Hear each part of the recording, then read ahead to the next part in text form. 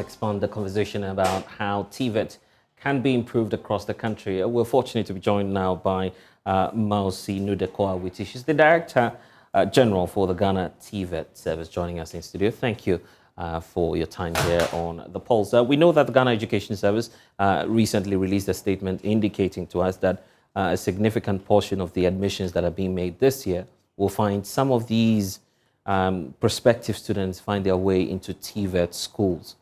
How are you readying yourself as its service just for this new intake that is coming on board, and what plans do you have for them? Okay, thank you very much. Already we have the people on board, we have the trainees on board. This year so far we have enrolled over 47,000 new students who have come on board, as compared to last year was equally about 47,000. And this year our target is to have 50,000, and we are very hopeful that by next week, next 2 weeks, we'll have hit that 50,000. Now we, you know, the TVET schools have all been put together now under one agency. Initially we had OIC, NVTI, and ISIS. They were under the Ministry of Employment and Labor Relations. Okay. And then we had some of the TVET schools under Ghana Education Service. And then we had the social welfare schools. They were under Ministry of Gender. Right. And then we had the community development schools under local government.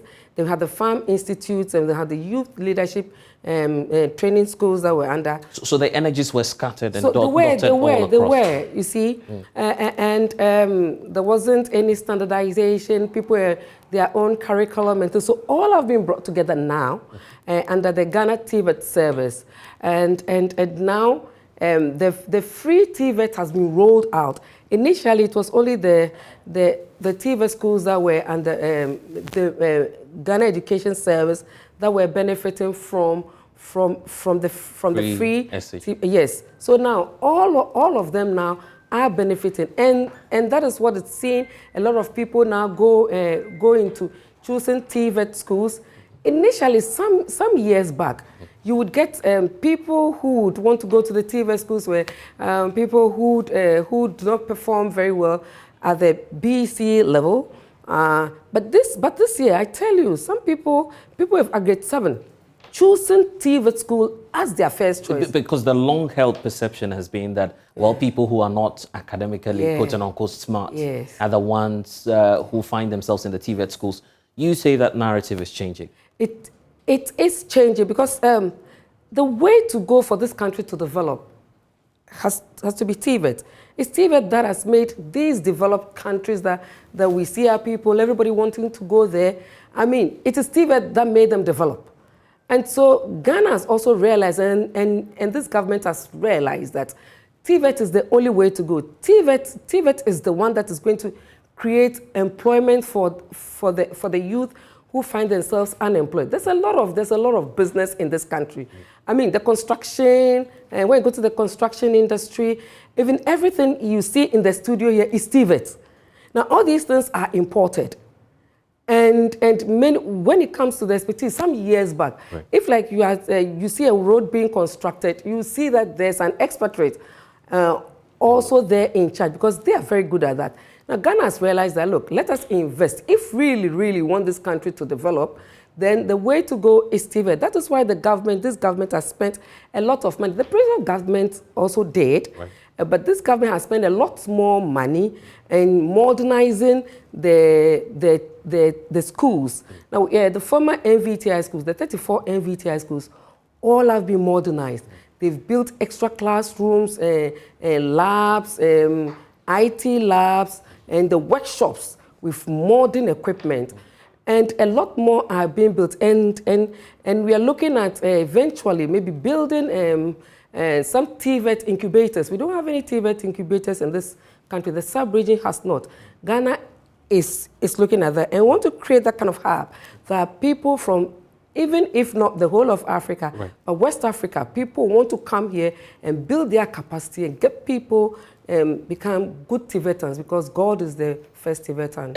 And you agree that infrastructure has always been a challenge. These schools that you say you are, is it renovating or giving them a complete facelift?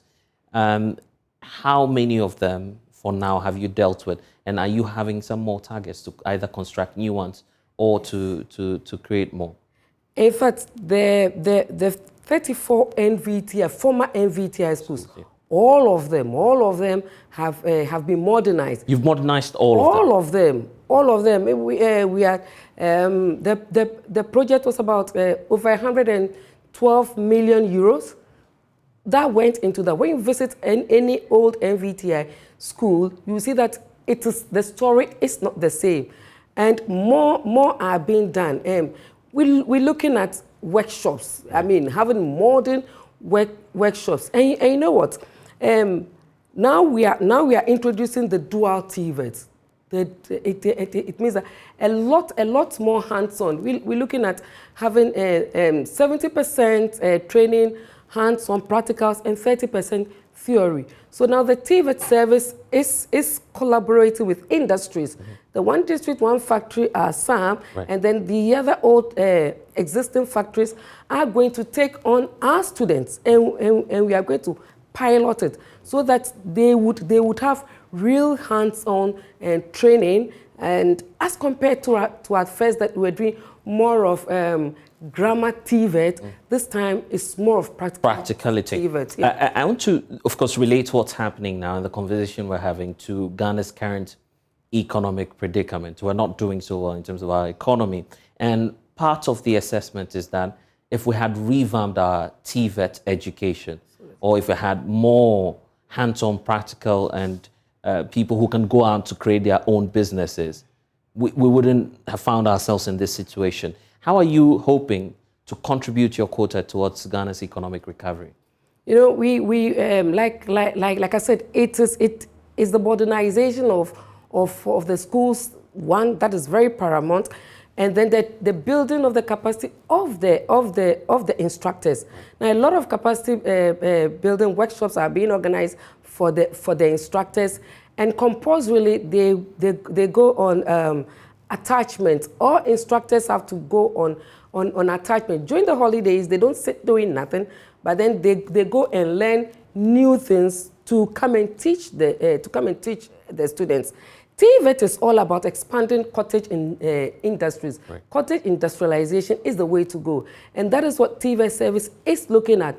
So currently, what TVET service is doing is that the final year students, some of them are supported with some tools, some basic tools. So when they leave school, those who don't want to progress, because some want to go to the university. Years back, it was difficult to complete a TVET school at the pre-tertiary level and then go to the university. Now the qualification framework is in place. After the 3-year training in a TVET school, you continue to a tertiary institution to do the HND, the first degree, the second degree, all the way to the PhD level, so that people should not think that, look, I finished school with my brother, but my brother has been able to go to the university to do the master's and do the PhD. The TVET person too has it there.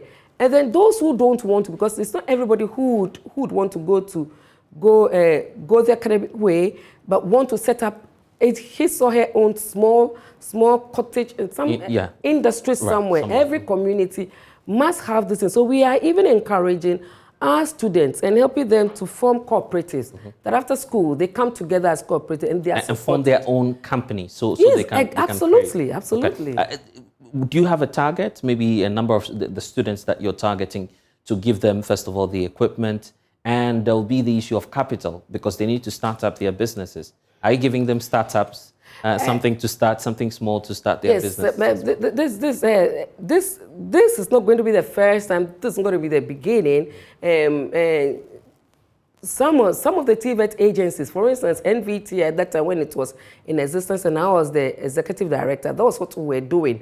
But we're targeting mostly the females that were that had pursued the male-dominated vocations. Okay. It's a way of, putting some intervention to encourage young women to go into the male-dominated vocations, because that is where females don't find themselves in. But when they get there, they do very, very well. So we are going to scale up. We have actually sent proposals to development partners, and we are having discussions on that.